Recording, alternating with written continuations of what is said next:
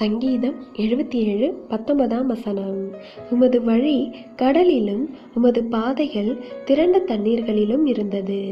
கிறிஸ்துவுக்குள் அன்பானவர்களே, செங்கடல் வரை வந்துவிட்ட இஸ்ரவேலருக்கு பின்தொடரும் பார்வோனிடமிருந்து தப்பிப்போக எந்த பாதையும் இருக்கவில்லை.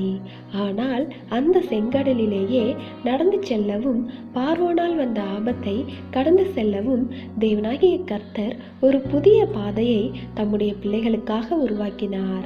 தேவ பிள்ளைகளே, சாலையின் இறுதி புள்ளியை நெருங்கிவிட்டது போல நாம் உணரலாம். அதற்கு மேல் செல்ல எந்த வழியும் தெரியாமல் இருக்கலாம். இருப்பினும் அந்த புள்ளியை எட்டும்போது நமக்காக தேவன் ஆயத்தப்படுத்தி இருக்கும் பாதை நம்முடைய கண்களுக்கு தோன்றும்.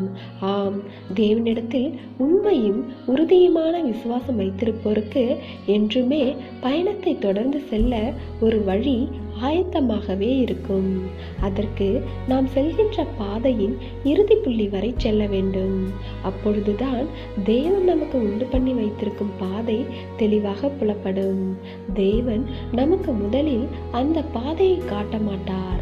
ஏனென்றால் நாம் அவர் மேல் விசுவாசம் வைத்து வாழவே அழைக்கப்பட்டிருக்கிறோம்.